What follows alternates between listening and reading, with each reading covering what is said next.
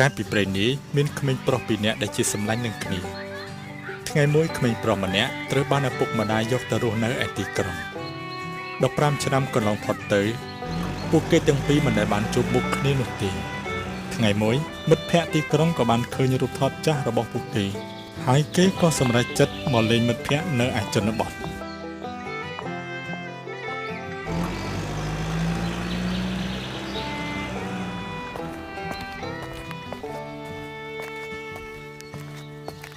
អើយ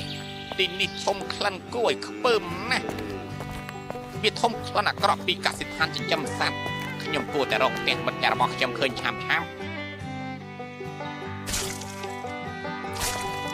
សួស្ដី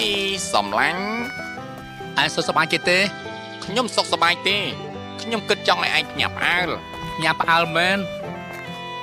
ស្រុកស្រែសូនស្វាគមន៍សំឡាញ់ខ្ញុំសប្បាយចិត្តណាស់ដែលឯងខំធ្វើដំណើរមកពីទីក្រុងមកលេងជាមួយនឹងខ្ញុំដល់ជនបទបែបនេះណាខ្ញុំអរគុណហើយឯងក៏បានធ្វើដំណើរមកពីឆ្ងាយពេលនេះឯងប្រកាសជាហត់នឿយហើយពេលនេះឯងទៅសម្អាតខ្លួនសិនទៅចាំខ្ញុំធ្វើស្អីឲ្យឯងញ៉ាំណាសំឡាញ់ទៅហើយមិនអីទេខ្ញុំនឹងដកបន្លែស្រស់មួយចំនួនដើម្បីធ្វើម្ហូបណា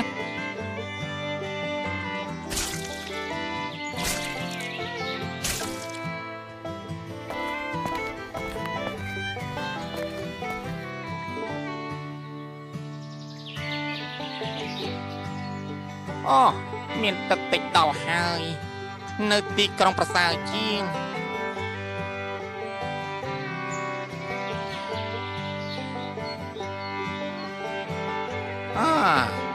ខ្យល់អាកាសបរិសុទ្ធមែនខ្ញុំក៏អាចស្រង់ក្លិនផ្កាទាំងនោះដែរមកពួកយើងនឹងញ៉ាំនៅខាងក្រៅហើយខ្ញុំក៏រៀបចំគ្រប់យ៉ាងសម្រាប់ឯងរួចហើយដែរសម្លាញ់ស្អីពណ៌បៃតងនោះវាគឺជាសណ្ដែកបារាំងស្រស់ណាសម្លាញ់ឯងឈរស្អីទៀតមិនក៏មិនអង្គុយមកនៅជនបទគេញ៉ាំរបស់ហ្នឹងឯងអាហារសាបគ្មានរសជាតិតតែសោះអើយក្លិនអាក្រក់ខ្លាំងណាស់ទីក្រុងរបស់ខ្ញុំស្អាតខ្លាំងណាស់ប្រាប់តាមត្រង់ចុះសម្លាញ់ខ្ញុំមិនចូលចិត្តរបៀបរស់នៅរបស់ឯងដោយញ៉ាំអាហាររបៀបនេះទេ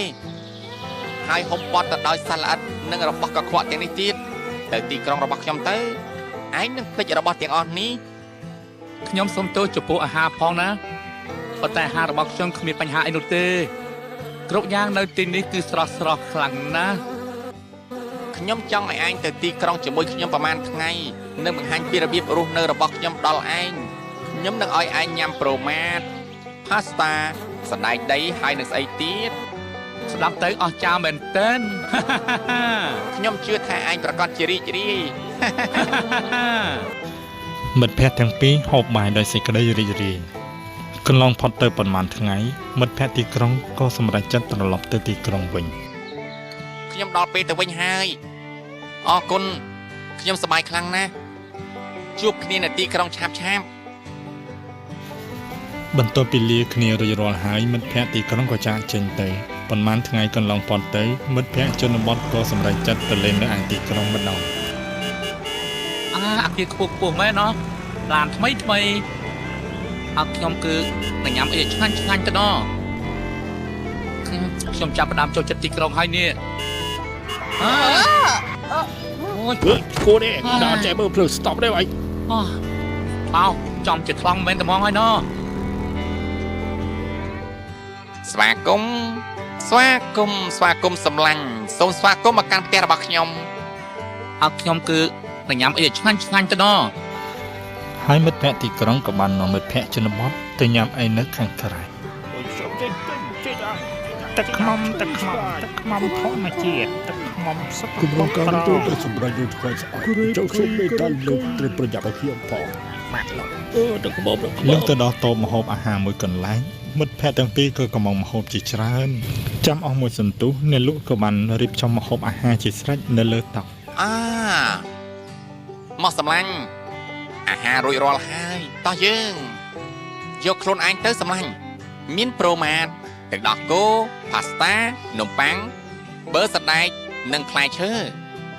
អរគុណ ខ្ញុំពិតជាពេញចិត្តនឹងរបៀបរស់នៅរបស់ឯងណាសម្លាញ់ខ្ញុំគិតថាខ្ញុំនឹងនៅទីនេះជាមួយនឹងឯង បន្ទាប់ពីអ្នកទាំងពីរបរិភោគអាហារយ៉ាងសប្បាយរីករាយរួចក៏បានហៅនៅលក់ឲ្យមកគិតលុយបន្ទាប់ពីគិតលុយរួចហើយមិត្តភ័ក្តិទីក្រុងគ្មានលុយនោះទេគឺក៏សម្រេចចិត្តរត់តែម្ដង តោះយើងរត់ទៅពួនឆាប់ឡើងអុយនេះអូចេញទៅឆាប់ឡើងទៅពួន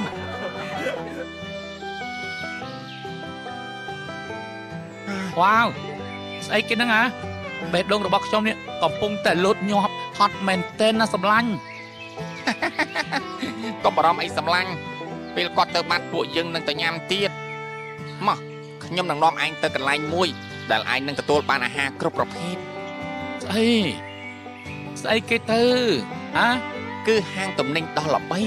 ខ្ញុំយល់ថាខ្ញុំមានជំងឺគាំងបេះដូងហើយនេះពីហួសហេតុចំពោះខ្ញុំណាសម្លាញ់ ប៉ុន្តែ ខ្ញុំបានសម្រេចចិត្តត្រឡប់ទៅផ្ទះរបស់ខ្ញុំវិញហើយណាសម្លាញ់នៅទីនោះវាស្ងប់ស្ងាត់ល្អណាស់ ឲ្យខ្ញុំសុំទោសចំពោះរឿងទាំងអស់នេះផង